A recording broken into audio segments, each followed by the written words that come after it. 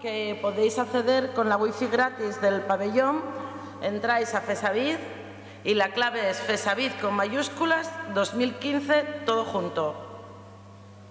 ¿Alguna visteis bien? Si no, repito. En la red de Fesavid, Fesavid 2015, las letras de Fesavid todas en mayúsculas. Ala, espabilando.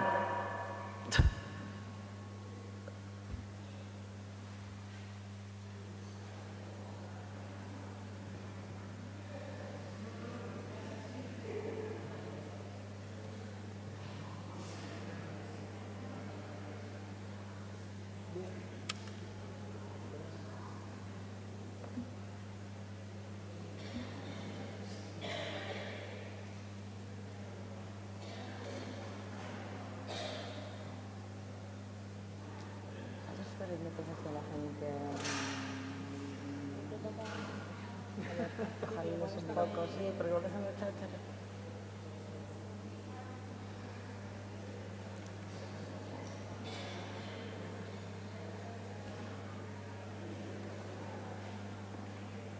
Podéis aprovechar también para ir mirando el folleto, el programa social, si alguno no está apuntado, que luego lo voy a recordar, o alguna no está apuntada, acordaros que hoy hay muchísimas actividades por la tarde, ¿eh? Y que hay que estar apuntado para todos. Y que todavía tenéis ocasión de apuntaros. Last time, última llamada.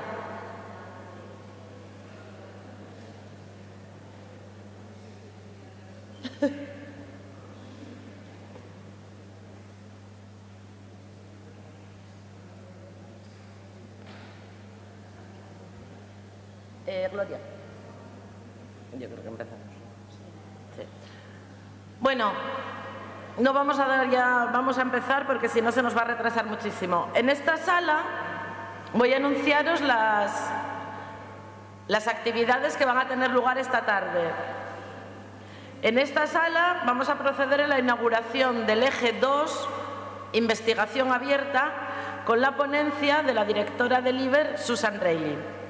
A continuación, tras la ponencia y en esta misma sala, tendrá lugar una mesa redonda organizada por Revium sobre acceso abierto a la ciencia en España. Eso será en esta misma sala. Paralelamente, en la sala columnas, la que tenéis ahí enfrente, se presentará el informe CINCEPI 2015 con sus autores, con la presencia de sus autores. Y en la sala mirador, que está en la tercera planta, arriba del todo, ahí vais a tener el taller de proyectos digitales con Lluís Vicente. Tras las sesiones, las de las diferentes salas, la idea es que a las 6 terminen todas, a las 6 se hace el descanso en todas las sesiones y es la ocasión de volver a visitar la feria donde os ofreceremos cafés y pastas cedidas por nuestro colaborador y productor local, Cafés Extracto. Un minuto de publicidad. Tras el café y aquí en el salón de actos va a tener lugar el panel de comunicaciones sobre investigación abierta. En la sala de columnas, nuevamente ahí enfrente, el seminario sobre escenarios profesionales y sus oportunidades y el seminario sobre inteligencia emocional en bibliotecas. Recordar, hoy son las visitas a la Biblioteca Jovellanos y al centro, las instalaciones de radiotelevisión del Principado de Asturias, que están aquí en la Laboral, donde el convento de las Clarisas. Si alguno se quiere apuntar, todavía está a tiempo, pero hay que hacerlo ya porque la visita sale a las 7 y os encontraréis, los que vayan a una y a otra, os encontraréis en el hall. A las 6 termina el plazo de inscripción. A las 7:30 se terminan las jornadas por hoy. Y la cita la tenemos a las 8. Para la cita de las 8 también hay que estar apuntados. Os advierto que la lista de docusidras va siendo una lista ya larga, ¿eh? Hay docusidras y docuvinos que nos permitirán, como ayer algunos ya experimentaron, ir tomando algo y de paso conociendo Gijón, sus bares y sus gentes. Os vuelvo a recordar la contraseña de la wifi, Fesavid 2015 todo en mayúsculas, y recordaros únicamente que esto es el norte y que aunque ahora veáis sol, no me ir sin chaquetina por la noche, que me cogéis la muerte. Aquí hay que llevar chaquetina, no se os olvide. Venga, que nosotros en Málaga, todos los asturianos perdimos la chaqueta, pero ahora por otro motivo, claro, eso era el sur, aquí hay que llevarla puesta. Buena tarde y nos vamos viendo.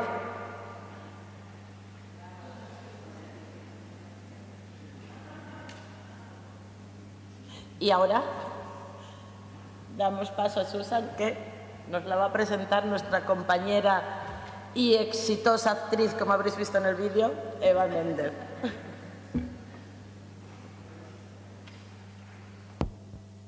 Hola. Buenas tardes a todos. Yo sé que esta es la peor hora del Congreso siempre. Le he prometido...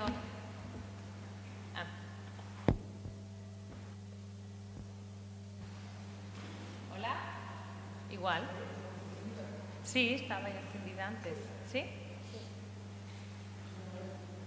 Tenemos traductores. Todo el mundo tiene su headset, el que lo necesite. Ok, bueno, ahora sí oficialmente, muy buenas tardes a todos. Yo le decía a Susan que esta es la peor hora para hablar en un congreso y le he prometido utilizar mi truco. Si veo a alguien que se duerme, os voy a poner de pie, o sea que más vale que no lo hagáis. Es para mí un grandísimo placer presentaros a Susan Reilly, a quien admiro desde hace muchísimo tiempo por su trabajo y su buen hacer como directora ejecutiva de la Asociación de Bibliotecas Europeas de Investigación, que todos conocéis, LIBER. Susan tiene una trayectoria, a pesar de su juventud, impresionante. Tiene un máster en Gestión de Información de la Universidad de Sheffield y varios años de experiencia en gestión de bibliotecas y en posiciones de liderazgo de trabajo relacionado con nuestro sector. Además, ahora mismo ha liderado, mejor dicho, la Declaración de La Haya, que es uno de los hitos fundamentales que se mencionaba esta mañana en nuestra trayectoria profesional hacia la openness, hacia la apertura de datos, de conocimiento e información, y ha promocionado otras actividades en este sentido, sobre todo en relación a las leyes de copyright a nivel europeo. Susan es una gran trabajadora y creo que va a hacer una ponencia muy digna de la apertura del eje 2 sobre ciencia abierta. Nos va a explicar qué es la ciencia abierta, pero no desde el punto de vista político, no desde el punto de vista, como decía yo esta mañana en el taller de Foster, de los violines, que siempre queda muy bien el discurso filosófico de la ciencia abierta, sino que ella nos va a hablar desde la posición de un stakeholder, de un agente implicado. Y el mejor agente implicado para hablar de eso son las bibliotecas, y ella conoce mejor que nadie las bibliotecas de investigación en Europa. Cuando quieras, Susan, simplemente una pequeña mención, agradecer a Foster, al proyecto europeo del que ella es parte, que haya facilitado esta ponencia, porque no se me ocurre nadie mejor para abrir este eje. Muchas gracias, Susan, y cuando quieras. Stage is yours.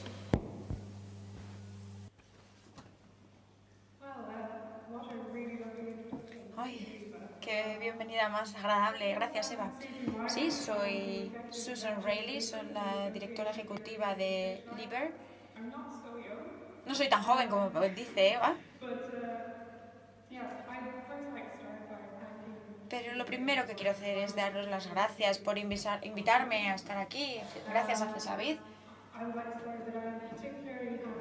Me gustaría además deciros que estoy feliz, especialmente feliz de estar aquí en Asturias. A diferencia de muchas personas que lo primero que tienen cuando contactan con España es Madrid, Barcelona, Alicante, pero para mí la primera vez que vine a España fue aquí, a Asturias. Vine a surfear y la primera noche que estuve aquí me la pasé bebiendo sidra y comiendo cabrales, dos de las cosas que más me gustan en este mundo. Y me enamoré inmediatamente, así que estoy feliz de estar aquí. Pero también estoy muy orgullosa de estar aquí porque creo que FESAVID está haciendo un trabajo fantástico. Reúne a profesionales de distintos sectores, de bibliotecas, archivos, museos, organismos gubernamentales, y esto es algo muy importante,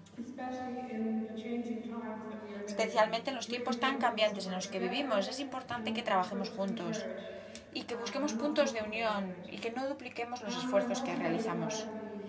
También estoy orgullosa de estar aquí el día en el que Gloria, cuando se anunció la llegada de Gloria a la presidencia de nuestra asociación.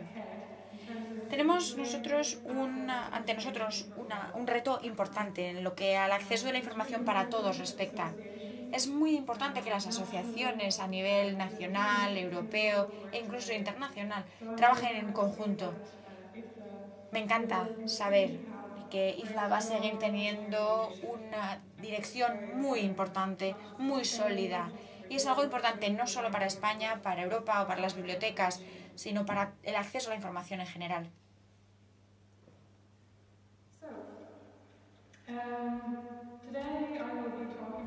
Hoy os voy a hablar de la ciencia abierta, de Open Science. Y espero que a lo largo de mi presentación podáis percibir el entusiasmo que siento hacia la ciencia abierta y su potencial también. Quizá un poquito cínica, tengo que ser un poquito cínica sobre este término. Y por supuesto vais a percibir un posicionamiento claro. Yo creo que las bibliotecas juegan un papel fundamental en el desarrollo de la información. Yo soy una bibliotecaria y represento a las bibliotecas, pero no todo el mundo siente esta realidad. Tenemos una misión muy importante en sacar adelante el papel de las bibliotecas. Voy a explicaros un poco el grupo de agentes de interés que represento. Después vamos a ver la definición de Open Science. Vamos a ver cuáles son los bloques que constituyen esta ciencia abierta. Y luego os hablaré de lo que creo que las bibliotecas pueden hacer en favor de la ciencia abierta. LIBER, como ya conocéis, representa universidades, bibliotecas de instituciones nacionales, universitarias en toda Europa. Tenemos más de 400 miembros en la asociación que provienen de más de 40 países. Nuestra misión es ofrecer una infraestructura para la información y que permita investigar dentro de las instituciones del LIBER. Creemos que esta es la manera de conseguir una investigación en una clase mundial. ¿Por qué?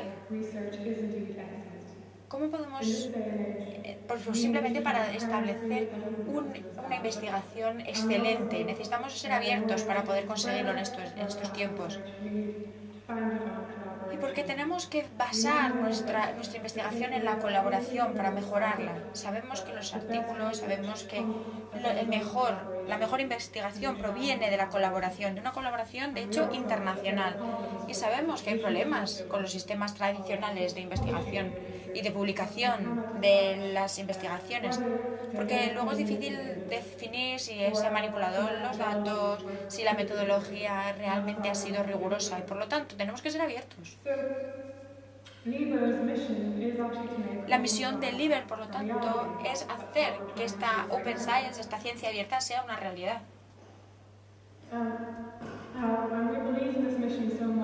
Creemos tanto en nuestra misión que publicamos una declaración el año pasado como respuesta a la consulta europea y hablábamos de facilitar esta ciencia abierta porque creemos que la ciencia 2.0 es lo mismo que la ciencia abierta. Creemos que el movimiento hacia la apertura nos va a ofrecer una mayor transparencia, una mejor calidad de la investigación, un mejor compromiso de los ciudadanos y ayudará a la velocidad de los descubrimientos científicos por medio de la facilitación de la innovación basada en los datos. Me gustaría hablaros de qué es Open Science, de qué es esta ciencia abierta. Creo que es algo difícil y complejo de explicar, y aquí es donde yo soy un poquito cínica.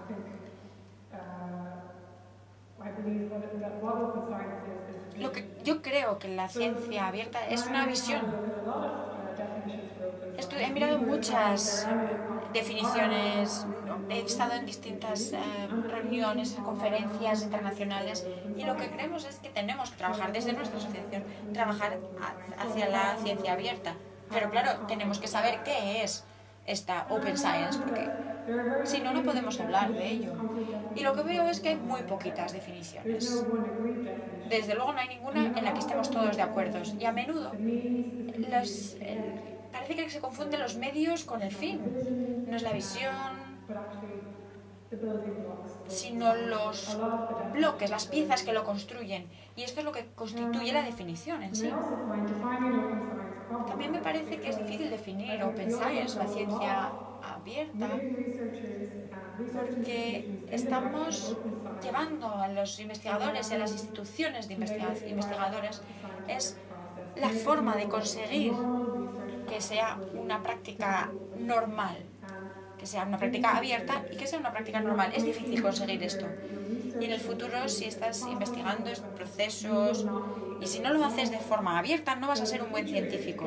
Por lo tanto, tenemos que eliminar, nuestro objetivo realmente debería ser eliminar este Open Science, esta ciencia abierta, que desaparezca el término, que simplemente sea ciencia y que toda la ciencia sea abierta. Intentamos, por lo tanto, conseguir una visión más coherente en distintas actividades, en accesos abiertos, datos abiertos, software abierto, educación abierta. Y si tenemos un panorama tan cambiante, es muy difícil además conseguir una perspectiva coherente. Y la solución para conseguir esta línea es distinta para cada uno de los agentes. No puedes ir a un investigador de humanidades y decirles tienen que hacer exactamente lo mismo que hace un investigador en físicas. De hecho, no podemos ni utilizar el mismo lenguaje cuando hablamos con ellos. No sé si os pasa lo mismo en España, pero por lo menos en Inglaterra o en inglés, ciencias es el tema, se centra en las ciencias duras, matemáticas, medicina, y las ciencias parece que no aplican a las humanidades, y si acercas este término de Open Science, de ciencia abierta a los humanistas, les da como miedo. Tenemos que adaptar, por lo tanto, nuestro lenguaje a la audiencia que tenemos delante. Mi esperanza sería que nadie estuviera hablando de ciencia abierta, simplemente que sea ciencia.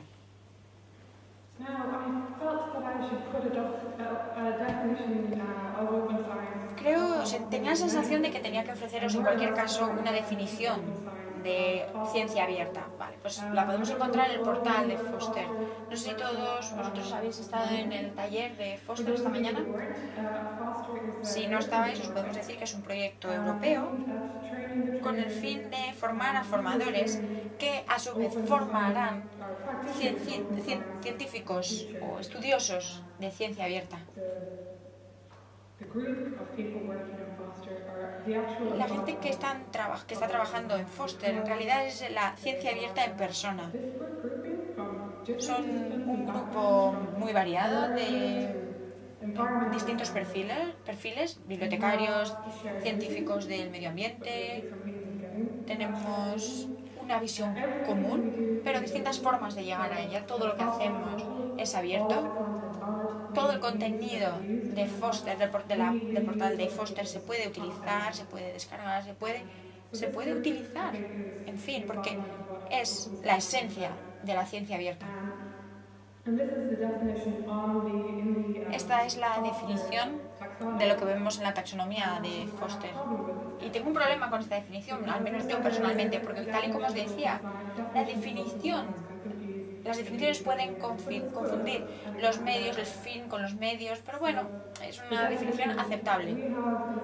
La que tenemos es que la ciencia abierta es la conducción de la ciencia de tal modo que otros pueden colaborar y contribuir.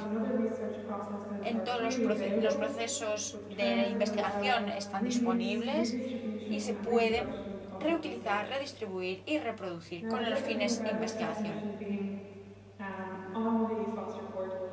La razón de que tengamos esta definición es que se puede utilizar para reutilización, redistribución y reproducción, pero podemos utilizarlo y podemos cambiarlo.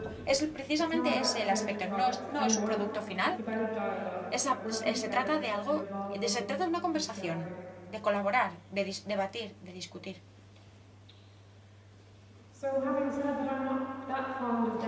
Vale, ya os he dicho que no me gustan mucho las definiciones de la ciencia abierta, de Open Science, pero sí que me gustan algunos de los objetivos de la ciencia abierta. Y estos son algunos de los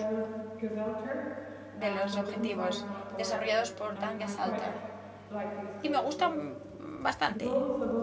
Los objetivos de Open Science es la transparencia en la metodología experimental, la observación y la recopilación de datos, la disponibilidad pública y reutilizabilidad de los datos científicos, accesibilidad pública y transparencia de la comunicación científica y el uso de herramientas web para facilitar la colaboración científica.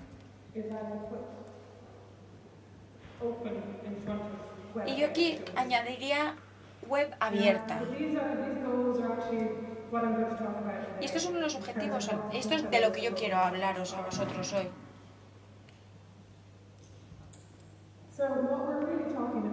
Estamos hablando en realidad de alejarnos de un modelo que ya tiene 300 años. Lo conocemos bien y sabemos que está roto, que no encaja con la forma en la que se hace la investigación ahora mismo, de la forma en la que evoluciona esta investigación. Tenemos que alejarnos de este modelo en el que tenemos trabaja, termina, publica. Faraday, del siglo XIX, un científico del siglo XVIII, lo definió así, explicó así a sus investigadores, a sus estudiantes, a sus alumnos, cómo tenían que hacer su investigación, pero no es un modelo sostenible o ni siquiera es operativo hoy en día. Es un constructo bastante artificial, de hecho. Si volvemos a la ciencia y a la investigación, tenemos que retomar la sensación y la idea de que estamos ante un diálogo constante. Estamos aprendiendo constantemente, cambiando constantemente, tenemos nuevas preguntas, seguimos evolucionando. Así que tenemos que ser abiertos sobre cómo trabajamos, cómo funcionamos, cómo compartimos. Y quizá el producto final no es un fin en sí mismo. Aquí lo que pretendo es ilustrar es el reto al que me enfrenté cuando me dijeron ven a hablar de Open Science. Este es el panorama al que me enfrento.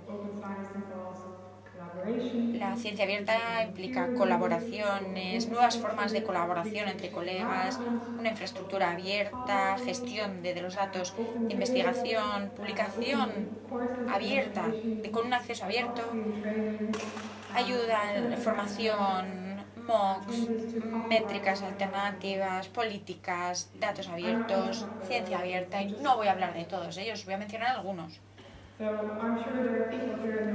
Seguro que muchos de aquí podríais decirme mucho más de lo que yo puedo contaros, del acceso abierto desde el primer día. Creo que el primer día del Open Access podría ser Budapest, 2002 más o menos. Llevamos tiempo hablando de ello y hemos llegado a un punto cool de publicaciones de acceso abierto. En 2011 se cree que más del 15% de los artículos que se publican estaban disponibles de forma gratuita online. Y esto es un requisito necesario para el acceso abierto. Pero seguimos viendo que las publicaciones están aumentando. Si llegamos al 50%, vamos bien, vamos camino del 100%. Cuando empezamos a hablar del acceso abierto, hablábamos de una solución a un problema, y el problema era que no podíamos permitirnos pagar suscripciones a revistas o a boletines. No solo porque los precios estaban aumentando, sino porque veíamos que surgían monopolios, que ya no nos suscribíamos a una revista de una editorial pequeña, sino que el mercado estaba contrayendo, estaban creciendo los monopolios. Y veíamos una diferencia entre aquellos que se podían permitir pagar por la información y aquellos que no. El problema era claramente financiero. Y ahora que el Open Access está evolucionando, tenemos un potencial de elaborar contenido accesible online.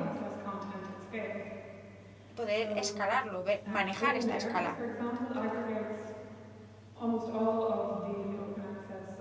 OpenAIRE tiene casi todos los artículos de acceso abierto en Europa, y poder tener acceso a todos estos artículos en un solo sitio nos facilita la extracción de datos y aprender sobre qué es lo que publica la gente.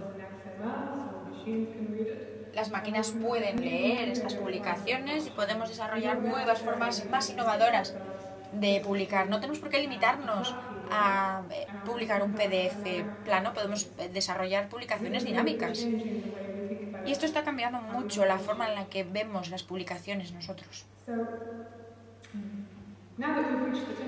Hemos llegado ahora al punto álgido, un punto alto de este acceso abierto, pero tenemos que ver también la sostenibilidad, tenemos que ver un acceso abierto sostenible. Tenemos que ver cómo podemos conseguir que esto sea algo sostenible en el futuro y que no cometamos los mismos errores que cometimos en el pasado. No deberíamos poner todos los fondos para acceso abierto, no deberíamos centrarlo todo en un área. Lo que tenemos que hacer es explorar nuevos modelos para la publicación en acceso abierto, desarrollar datos, desarrollar y publicar de forma transparente los fondos que estamos invirtiendo en estas Open Data, estas publicaciones. Tenemos una prueba piloto en Post FP7 y lo que hace es publicar artículos que provienen de proyectos europeos. Tenemos unos fondos, tenemos 4 millones de euros para jugar con ellos y sabemos que se está haciendo muchos proyectos de investigación que pueden solicitar una parte de esta financiación para la publicación en una revista de acceso abierto de Open Access, pero no una de esas publicaciones que te permite publicar o descargar información gratis y unas secciones y no otras. No, tiene que ser realmente abierto. Tenemos el requisito de un máximo de 3 publicaciones por proyectos y ninguna de estas publicaciones será en revistas híbridas. Tenemos otros criterios que desarrollamos con otros agentes de interés en toda Europa. Estas directrices siguen un poco qué es lo que se está desarrollando en Europa y qué es lo que los expertos creen.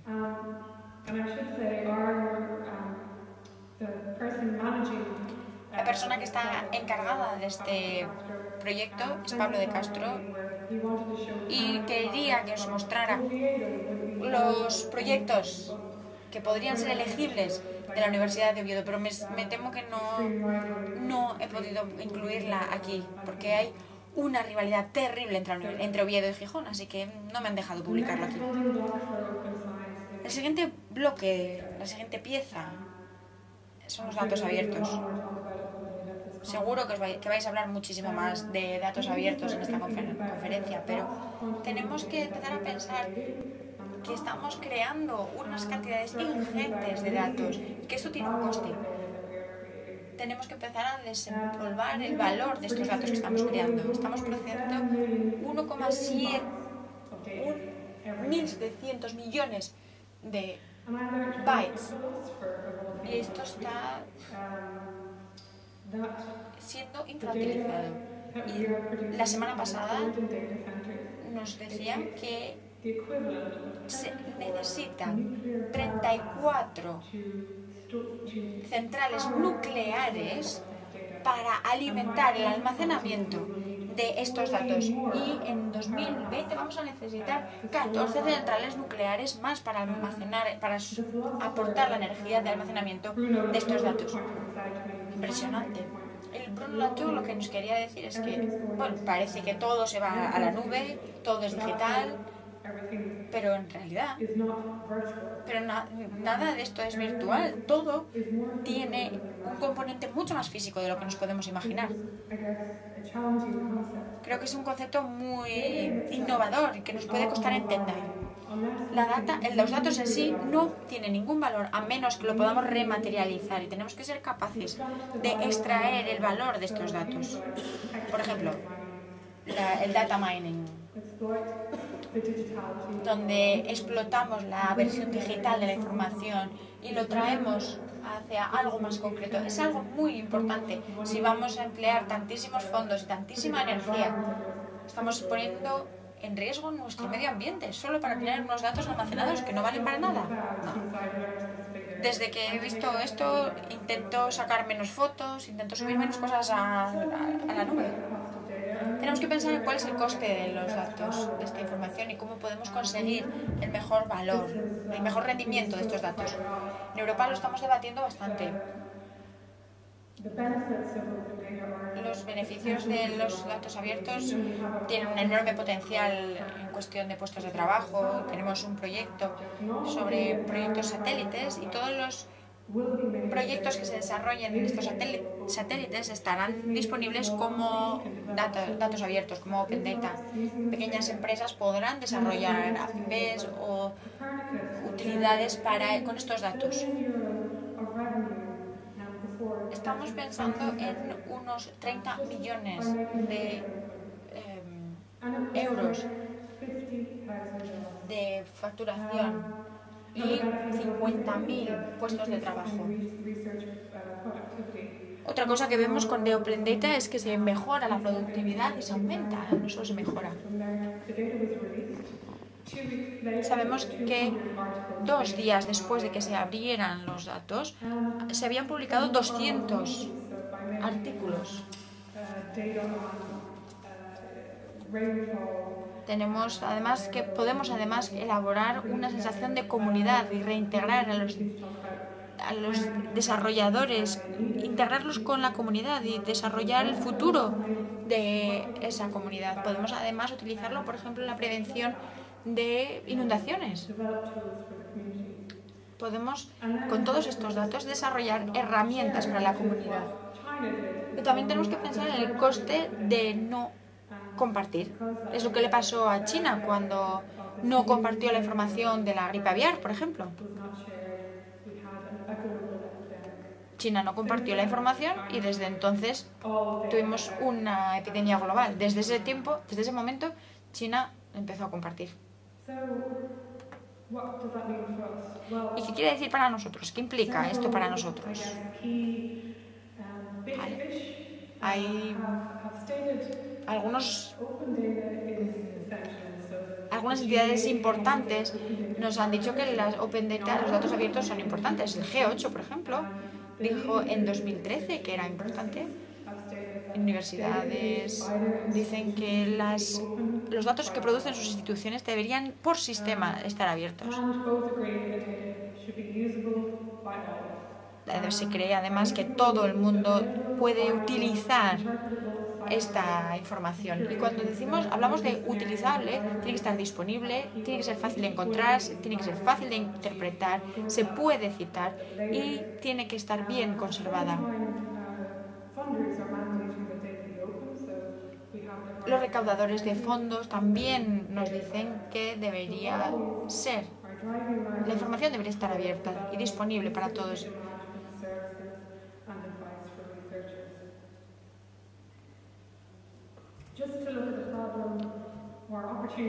Si vemos a los problemas y a las oportunidades desde nuestra perspectiva, vemos aquí la pirámide de publicación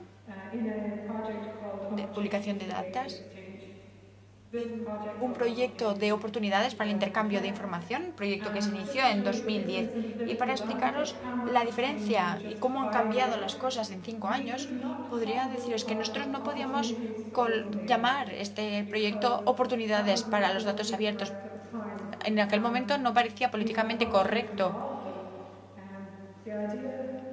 Había editoriales implicadas y la idea de que los datos pudieran ser abiertos parecía demasiado radical. Ahora más o menos se aceptan. No es que esté admitido en gran medida, pero bueno, parece que es un poquito más fácil.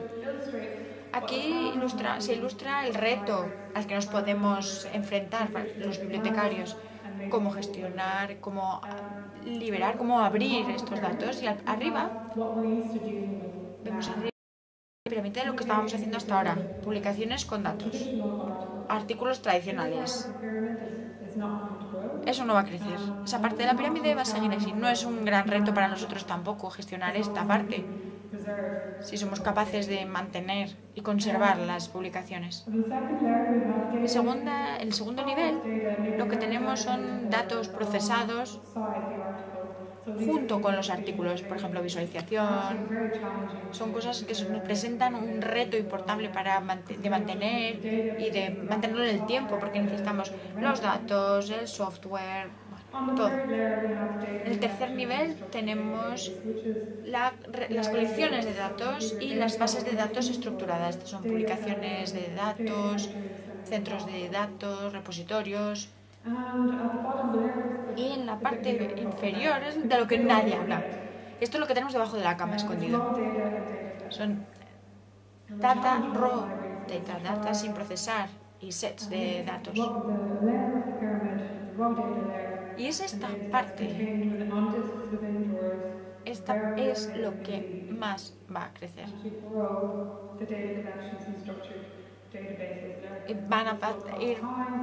La idea sería entonces trasladar esta parte inferior tan amplia, pasarla al siguiente nivel. Pero claro, esto conlleva una inversión importante en tiempo y fondos.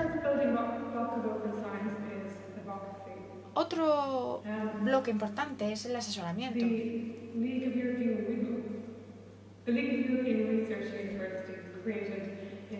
La Liga de Bibliotecas Universitarias en 2014 creó una línea, una visión de cómo gestionar la información, la investigación en las universidades, pero también describían cómo las universidades y las instituciones deberían llegar a un punto en el que los datos sean abiertos por sistema. Y lo primero que habría que hacer es que los bibliotecarios, por ejemplo, trabajen dentro de sus instituciones, que establezcan unos planes de ruta para los datos de investigación. Es decir, elaborar un itinerario para que todas las personas de la universidad puedan trabajar en conjunto para hacer que los datos estén abiertos y a partir de ahí desarrollar políticas para los datos abiertos. También tenemos que trabajar y promover cambios en la investigación y cómo los investigadores se pueden beneficiar de abrir sus datos y sus investigaciones. No solo en la gestión de los datos, sino también a la hora de compartir y de hacer que esta información sea reconocida como suya. Creo que todos estamos de acuerdo en que tenemos que trabajar en el acceso abierto, pero no podemos alcanzar un entorno abierto si no cambiamos nuestro sistema de incentivos y de evaluación. No sé cuántos de vosotros habéis oído hablar de la Declaración de San Francisco, la Declaración DORA. Se desarrolló en 2012, Libre lo ha firmado, y lo que establece es que tenemos que alejarnos de la métrica de revistas. Creo que no tengo que explicaros los fallos en cómo se valora una investigación, si se ha publicado en una revista o en otra. No, creo que tenemos que alejarnos de esa matriz, tenemos que centrarnos en una matriz de los artículos y tenemos que considerar el valor de todos los datos, el software y ver el impacto de esta investigación, esta publicación. Esta sería entonces la manera o el camino de cambiar. Cómo incentivar a nuestros investigadores, a las universidades, para cambiar. Es decir, incluir como criterio de valoración la apertura de sus investigaciones y de sus datos. Creemos que solo podemos conseguir el cambio en la cultura si se hace un cambio en los sistemas. Creemos además que los bibliotecarios podemos tener un impacto importante en la evaluación de estos artículos, estas publicaciones, y hacer que cambiemos las matrices. Es algo que se nos da bien. Otro bloque importante es la infraestructura. Si la ciencia va a ser colaborativa, tenemos que crear la infraestructura para colaborar más allá de las fronteras, a un nivel internacional, con una mente abierta, y esta infraestructura tiene que ser internacional, abierta, interoperativa, válida para todas las disciplinas y que facilite la colaboración. EUDAD es una entidad a la que nos hemos unido recientemente porque hasta hace poco estaba muy centrado en centros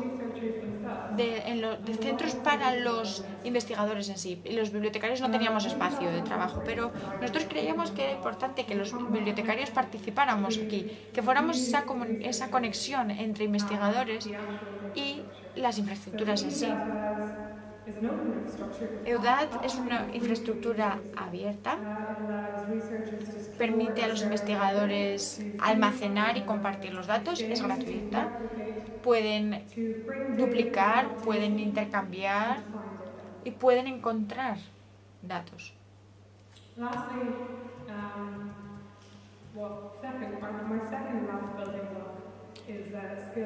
El siguiente bloque sería la formación, las habilidades y la formación. Se habla mucho alrededor de esto, mucho sobre las habilidades de la formación. Y Recode fue un programa para gestionar y tratar, estudiar las distintas disciplinas y la formación que se está ofreciendo en distintas disciplinas y ver qué es lo que estaban haciendo y cuáles eran las áreas en las que se debería trabajar. Y la principal área era la formación. La principal necesidad era esta. Se ve en las recomendaciones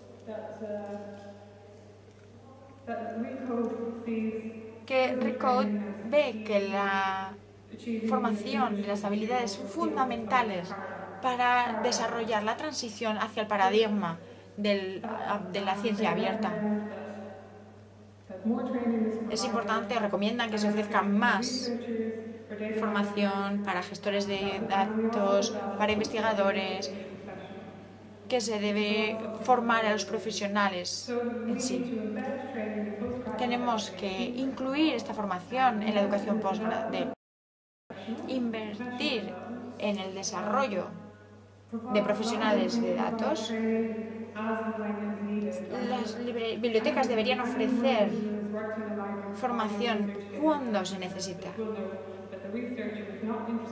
Vosotros sabéis que los investigadores en general no tienen ningún interés en formarse en la gestión de los datos ni nada de eso. Pero deberíamos ofrecerles esta formación y quizá también tendríamos que pensar en la formación como apoyo para nuevas herramientas y métodos. Tenemos que familiarizarnos con estas nuevas herramientas y facilitar su uso dentro de las bibliotecas. Y el último bloque, políticas y legislación. Yo he hablado muchísimo esta semana de este tema. Si vamos de abajo hacia arriba, los investigadores están cambiando su cultura, sus hábitos, sus prácticas, su mente. Están colaborando con otros agentes de interés dentro de la comunidad que también están cambiando, y es muy frustrante ver que el sistema de políticas, la legislación, no está desarrollándose en la misma línea. Parece que está anclado en el mundo analógico. Tenemos un sistema de copyright. Tenemos una sociedad de la información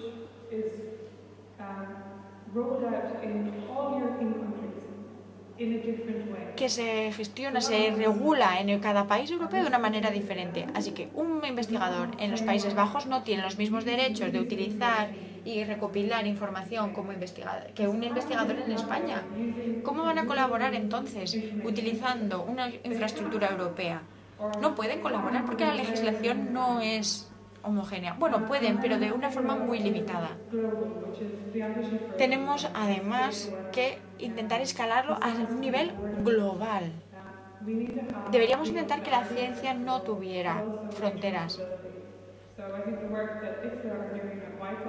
El trabajo que se está haciendo ahora, intentando desarrollar un tratado para bibliotecas, para crear excepciones básicas que todo el mundo debería tener, que cada biblioteca debería tener, sería algo muy importante para conseguir esta ciencia abierta. También tenemos que trabajar para garantizar que los investigadores mantengan los derechos sobre sus publicaciones, que tengan derechos sobre publicaciones secundarias y puedan depositar sus publicaciones y hacer que estén disponibles para otros.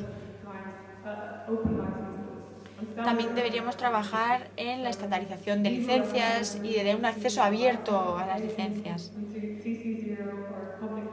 CC BY o CCO sería una buena opción. Si hablamos un poco del problema legal sobre el copyright, en Europa es una lucha. Está luchando con la innovación digital, con el data mining, con el text mining. Hay muchos artículos disponibles en formato digital. Los pueden leer potencialmente en máquinas, pero como esto implica la copia de la información en un formato legible por máquinas, estaríamos incumpliendo el copyright. Si os podéis imaginar,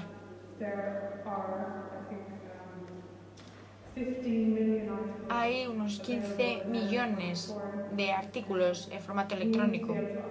Tenemos que ser capaces de trabajar en escalar este trabajo. Los principales artículos disponibles del libro de acceso abierto, bueno, vale, añadid una licencia CC y los investigadores pueden utilizarlo.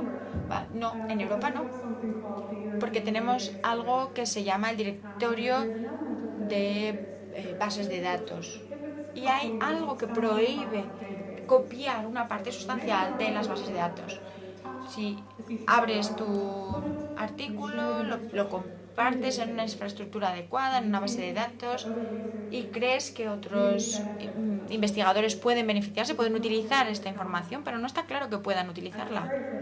Y esto es algo que es muy frustrante, porque en los Estados Unidos cualquier investigador puede utilizar estos datos porque su legislación se lo permite. En Japón hay excepciones específicas, en el Reino Unido también. Ya hemos oído la mención de la declaración de la Haya sobre el descubrimiento del conocimiento. Y con esto hablamos del descubrimiento de información digital que esté disponible y con ella realizar nuevos descubrimientos. Estamos obteniendo un conocimiento de alto nivel de unos datos de un nivel bastante bajo. Parece que vamos de ceros y unos a realidad y conocimiento muy tangible. Esto no es algo nuevo. Os puedo enseñar fotos de mujeres que trabajaban en el siglo XIX haciendo esto de forma manual. Los llamaban ordenadores mujeres. Podemos tener científicas mejor que ordenadoras. Y para daros un ejemplo de text y data mining, me gustaría centrarme un poquito, no tanto ya en la economía, sino qué es lo que se puede conseguir con la ciencia abierta, en las publicaciones, las herramientas y la investigación abierta puede conseguir. El text y data mining, el mining de texto y de datos, pueden salvar vidas. Este es un proyecto en el que exploraba la relación entre las proteínas y Alzheimer y la enfermedad de Alzheimer. Ser capaces de identificar el Alzheimer y tratarlo. Esta sería la forma más tradicional en la que contaríamos una proteína con un gen. Diríamos, esta proteína está asociada con esta enfermedad de Alzheimer, hay una relación directa. Pero al ser capaces de utilizar toda la información, no solo del Alzheimer, sino de todos y cada uno de los síntomas que están asociados al Alzheimer, y en cualquiera de las estructuras anatómicas que se asocian al Alzheimer, y no solamente estábamos utilizando la bibliografía, sino también las bases de datos, fuimos capaces de identificar muy rápidamente todas las proteínas. No tuvimos que ir proteína a proteína. Estos investigadores consiguieron establecer las relaciones. Esto está salvando vidas ahora mismo. Estamos identificando, o se está identificando mucho antes, se está diagnosticando antes, se está tratando antes, y nos espera conseguir una solución para el Alzheimer mucho más rápido que si no tuviéramos la ayuda de estas herramientas computacionales. Os quiero hablar también de cultura. Donna os hablaba de la biblioteca del Congreso, del Twitter. Es algo muy importante. Esto es un proyecto de mining que mide la felicidad en Twitter. Lo han hecho un grupo de investigadores americanos y lo que hacen es mining de Twitter para detectar los puntos de felicidad. Sabemos que el día de Navidad es un día muy feliz. El arresto de Justin Bieber, un día tristísimo. Vemos aquí las protestas en Ferguson. No sé si lo podéis ver. Podemos ver entonces cuáles son los grandes eventos culturales. Y es una forma de documentar nuestra historia y nuestra cultura. Estos mismos investigadores también hicieron esta función en Francia. Y esto es algo curioso, me llama la atención. ¿Veis que no está anotado? Y solo me queda imaginarme qué es lo que pasó en estos días. El pico alto es Navidad. Y el valle aquí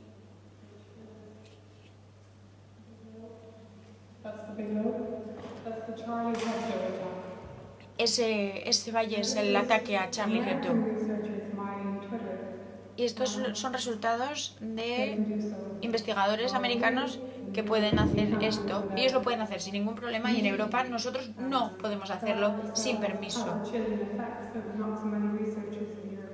Esto hace que muy pocos investigadores en Europa están haciendo text y data mining. Y si nosotros no lo hacemos, si los investigadores europeos no hacemos este data mining en nuestro propio idioma, nuestra cultura no va a estar reflejada. Simplemente vamos a tener que ver los estudios de nuestra cultura por investigadores que hablan inglés. Vemos aquí una imagen de la declaración de la Haya. Eva está ahí, ¿la veis? Reunimos a 26 expertos de toda Europa, de otras partes del mundo también, para hablar de data mining, text y data mining.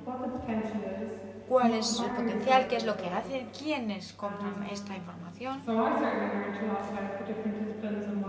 Yo aprendí muchísimo de qué es lo que se puede hacer, y también aprendí que el copyright es la principal barrera para el text and data mining.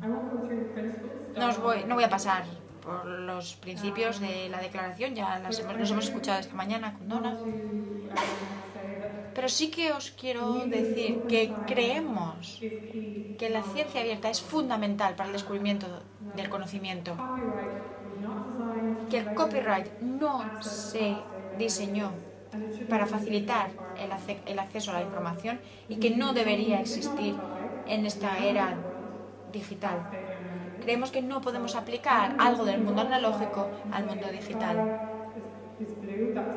Alguien puede decir, vale, este tipo es azul. Yo puedo decir, vale, sí, es azul. No es tu propiedad, ¿no? En la era digital, como todo está en línea y como tienes que ser capaz de copiar la información para que las máquinas puedan leerla, los ordenadores están controlando acceso. Nosotros deberíamos tener acceso a los datos, a los hechos.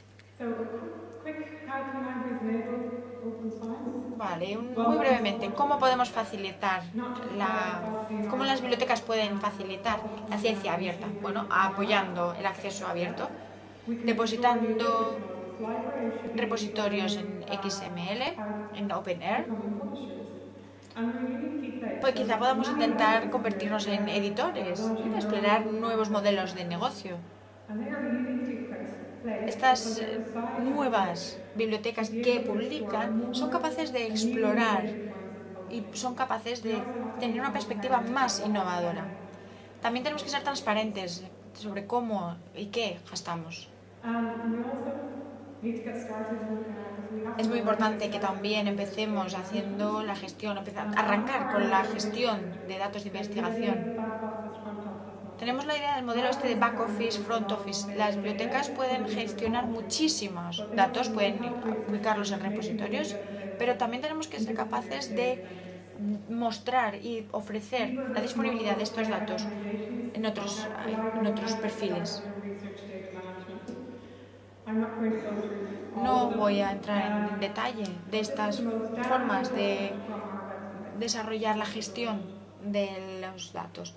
Tenéis esta información en nuestra página web.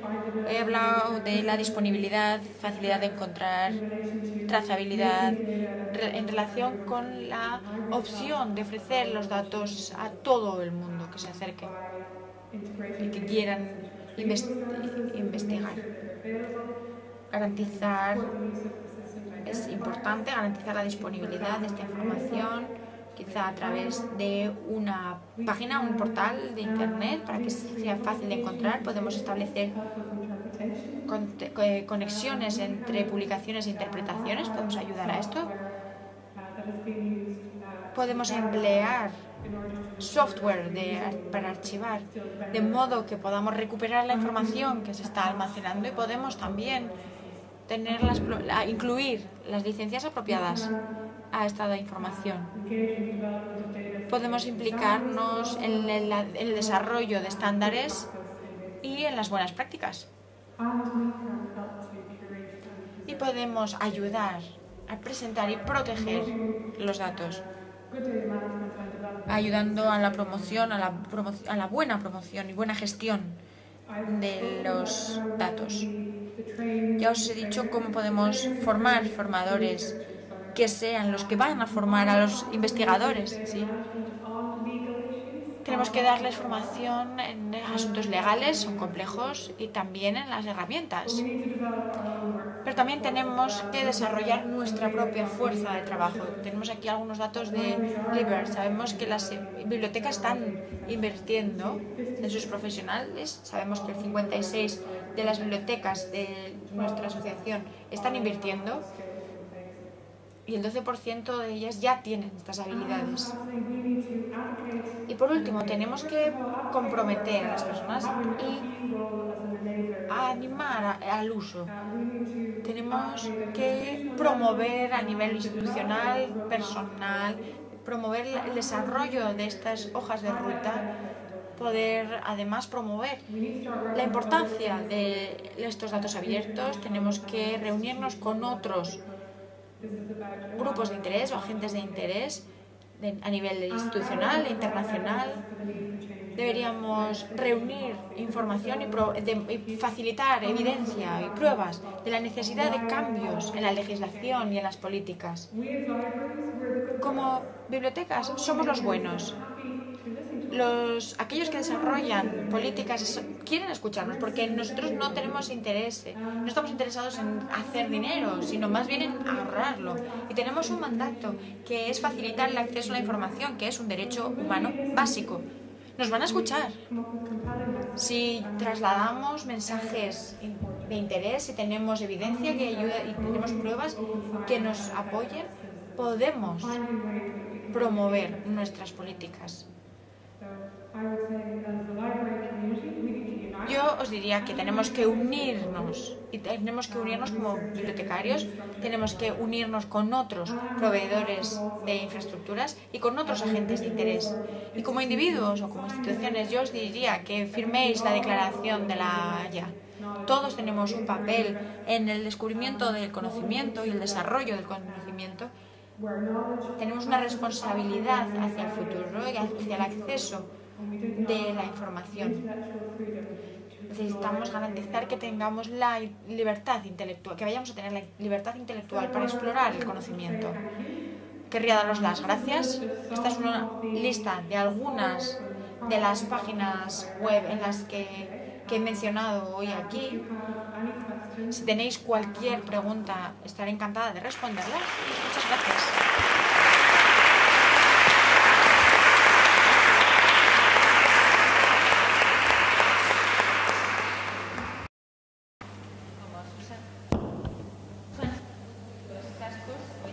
Preguntaros en español si no tenéis alguna duda de esta interesante ponencia, algún comentario, algún debate que queráis poner. Tenemos 5 minutitos, teniendo en cuenta que hemos empezado a -15.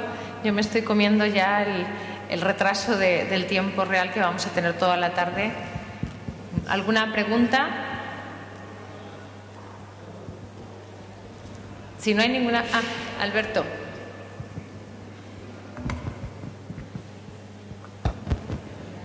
¿En inglés o en español? Whichever you prefer. I don't mind either you want in English or in Spanish. Give it to me in English, yeah. So, how do you En inglés. ¿Cómo crees?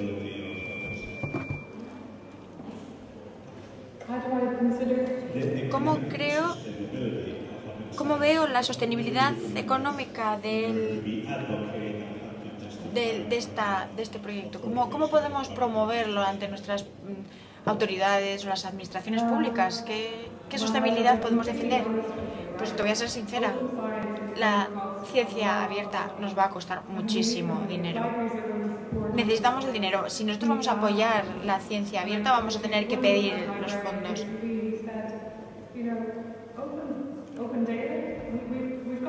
Tenemos publicaciones abiertas que nos cuestan dinero. Desarrollar el proceso. Los datos abiertos nos van a costar 10 veces más que estas publicaciones. En cuanto a sostenibilidad, tenemos que empezar a ver nuestros planes de la declaración, de gestión de la información y ver qué es realmente realista, porque nadie realmente sabe cuánto nos va a costar. Tenemos que empezar a documentarlo y tenemos que empezar a centrarnos en el coste, pero también tenemos que empezar a promover la reutilización del software, de los recursos. Tenemos que convencer a los investigadores que publiquen abierto, pero también tenemos que empezar a promover aquellos materiales que ya están abiertos. No sé si es algo que sea de las bibliotecas, sí, supongo que sí. Parece que es la sensación que tenemos que almacenarlo todo para siempre. Sí, vamos a necesitar fondos, es que es inevitable y sobre todo al principio lo vamos a notar mucho más. Fantástica pregunta, fantástica respuesta. ¿Alguna cuestión más que se os ocurra para Susan? Un minutito más. Yo tengo muchas preguntas, pero se las voy a hacer después para no retrasar más el tiempo. Muchas gracias, Susan. Thank you very much.